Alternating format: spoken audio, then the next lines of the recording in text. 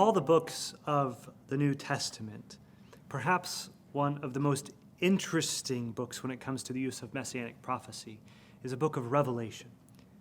Some people have said there are 0 direct quotations from the Old Testament in all of the book of Revelation, and I think they may be right.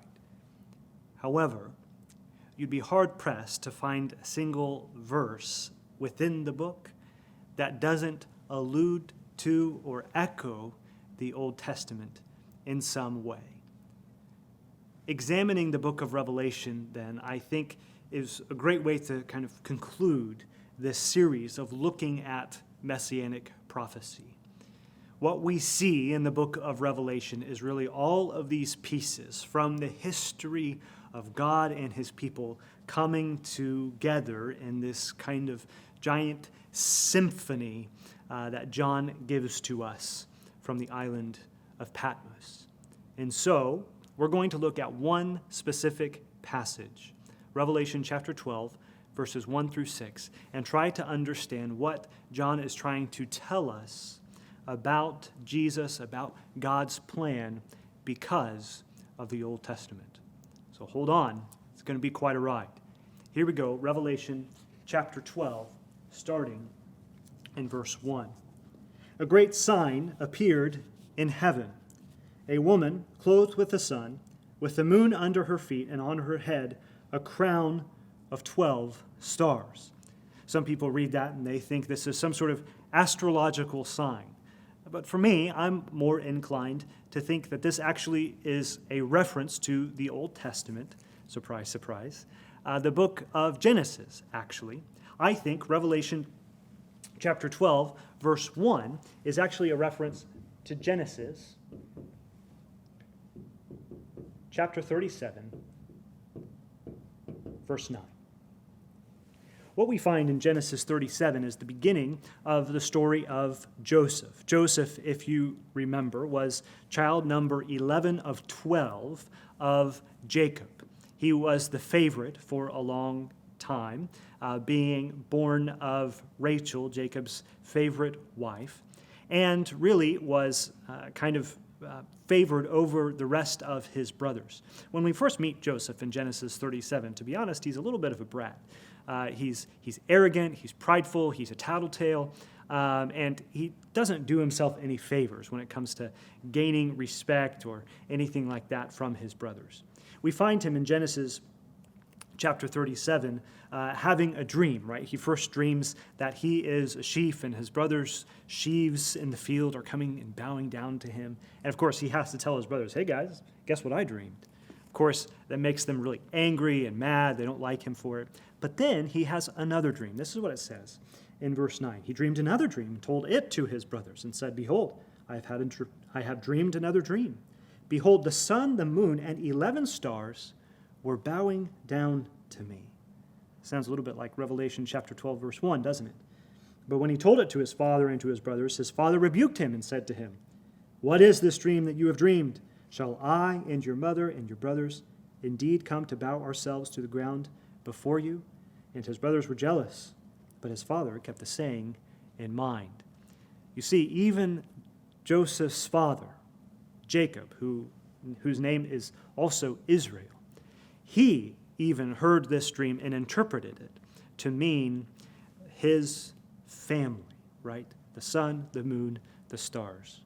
And so this dream will actually end up playing out through the course of Joseph's life as he gets taken away to Egypt, and then his brothers end up coming and literally falling down before him.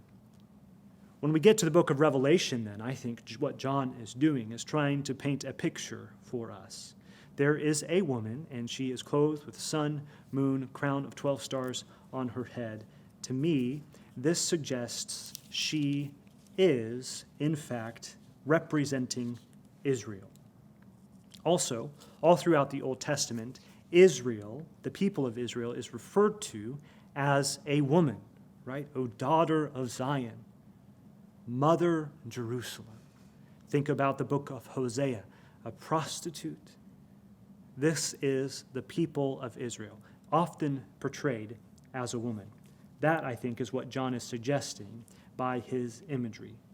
Verse 2, then, she was pregnant and was crying out in birth pains in the agony of giving birth. I think this echoes the prophets. We read about a woman giving birth, specifically woman Israel giving birth, in the book of Isaiah, chapter 26. This is what it says in Isaiah 26, verse 17. Like a pregnant woman who rises and cries out in her pangs when she is near to giving birth, so were we because of you, O Lord. In fact, the people of Israel and the pain and the suffering they were going through compared themselves to a woman in the throes of labor. However, we also find this theme at the end of Isaiah. Here, we find it in Isaiah chapter 66, specifically in verses 7 through 9. Before she was in labor, she gave birth. Before her pain came upon her, she delivered a son.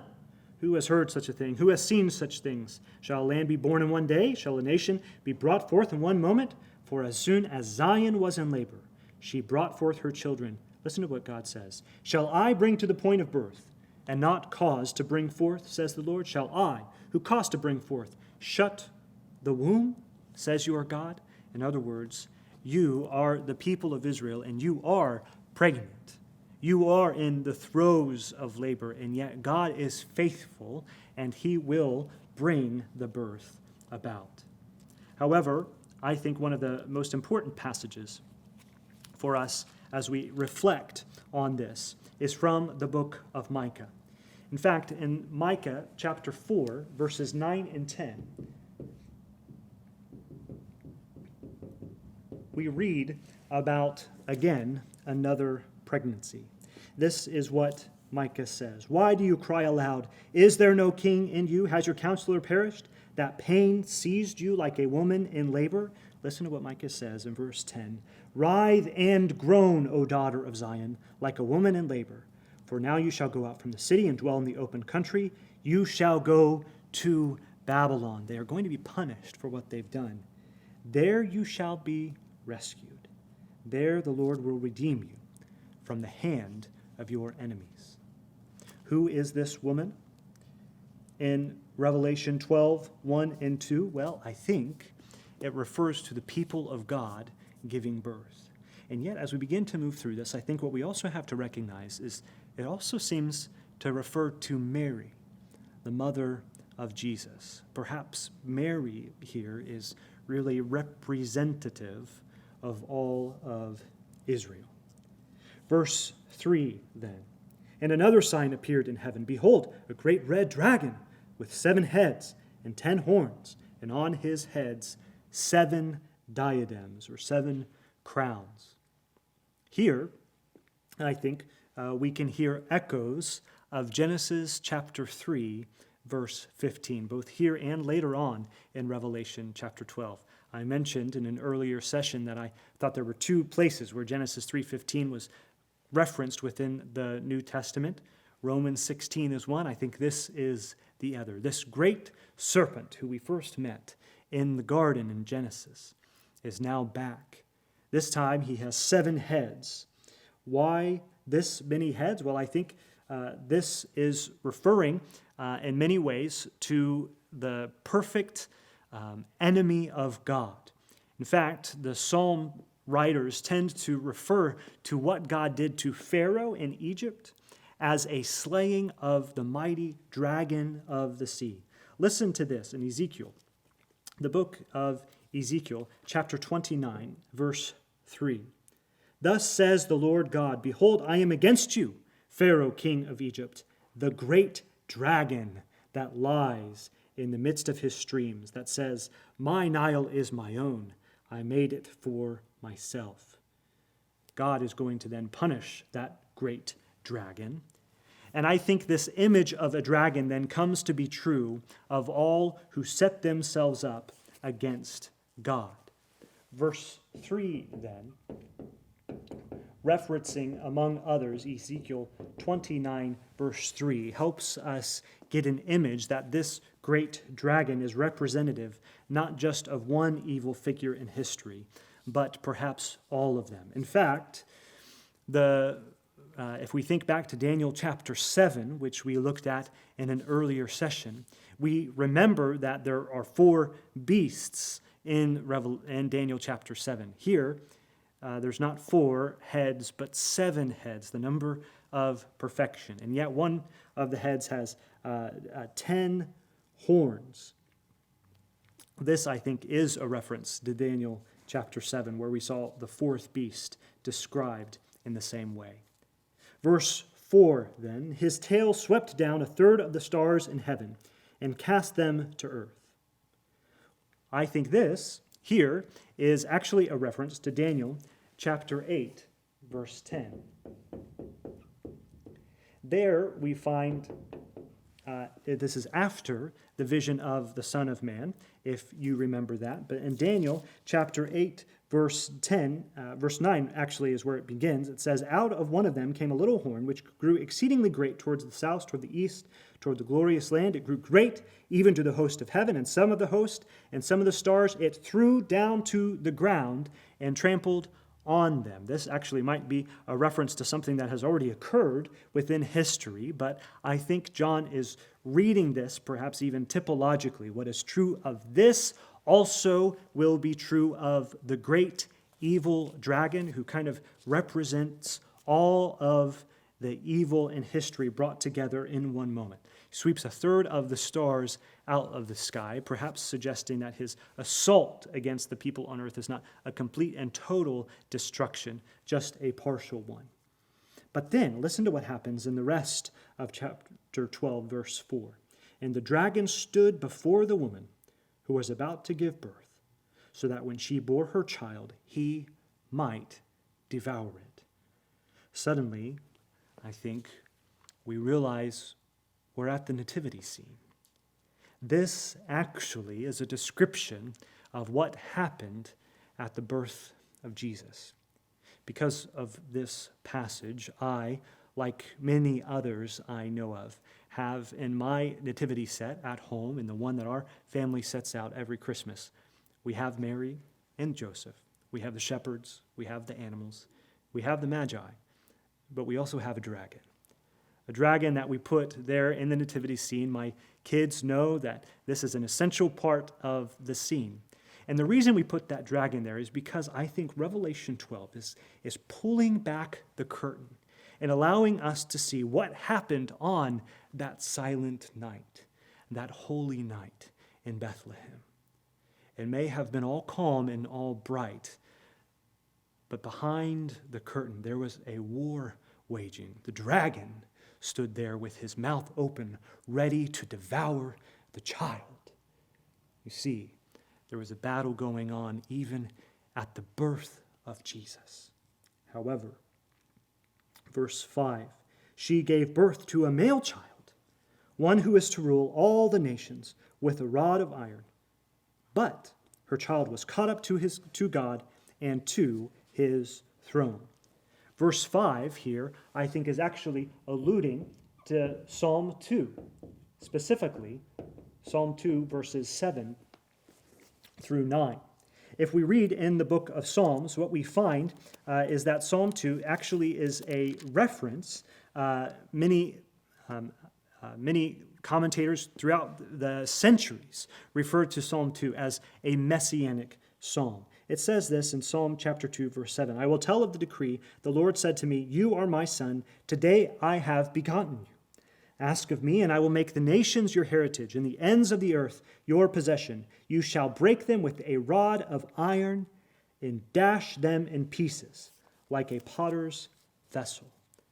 Psalm chapter 2 describes the Messiah in the same language that John uses to describe the son that the woman gives birth to. Revelation chapter 2, verses 26 and 27 have already noted that Jesus himself has the authority and the power in much the same language. But listen to what Revelation chapter 19 says. Revelation chapter 19, verse 15 says this, from his mouth, that is, from the mouth of Jesus, comes a sharp sword with which to strike down the nations, and he will rule them with a rod of iron. I think there can be no question that the child described here is, in fact, Jesus himself. But notice what happens. She gives birth to a child, but then the child is immediately caught up to God's throne. Why in the world would John abbreviate the life, the ministry, the death, and the resurrection of Jesus and move straight from his birth to his ascension? Well, perhaps because of Psalm 2. You see, in the ancient Near East, a ruler's birthday was the day in which he began to rule. And so, perhaps Psalm 2, which is speaking of the begotten Son, today I have begotten you, or I have become your father. Perhaps then this is the day in which he began to rule, and that's what John is trying to emphasize. The moment when Jesus is caught up to God and begins to rule. This then, I think, is fulfilling passages we find in Isaiah. Think of Isaiah chapter 7, verse 14. The virgin will be with child and will give birth to a son. You'll call his name Emmanuel, which means God with us. Fulfilled, I think, in this description here. But also, in that passage we read earlier from Isaiah 66, God is bringing forth the child that Israel is bearing. And so we realize, as we kind of step back from verse 5, that God's eternal promises will not be destroyed, no matter what the enemy might do. God was fully able to protect his Son, even there on the very first Christmas. The dragon might be present at the Nativity, but God is the one who has the victory. Revelation chapter 12, verse 6 then says this, "And the woman fled into the wilderness, where she has a place prepared by God, in which she is to be nourished for 1,260 days." Here, I think she really represents all of the people of God. We're talking less here, I think, now about Mary specifically, and more about the people of God, which now, I think, is referring to the church. She goes out for 1,260 days, which is, in essence, 3.5 years. In fact, this is a number that was mentioned in the book of Daniel. We find in Daniel, it talks about how God is going to move, how the people are going to suffer. And then in Daniel chapter 7, verse 25, it says this, "He shall speak words against the Most High. He shall wear out the saints of the Most High, shall think to change the times of the law, and they shall be given into his hand." In other words, they will suffer for a time, times, and half a time. It's generally understood that that's 3.5, which is half of the perfect number of 7. Same number that we have here, 1,260, or 3.5 years. But what I do think is important for us to notice is the connection to Hosea. Hosea chapter 2 says this in verses 14 and 15.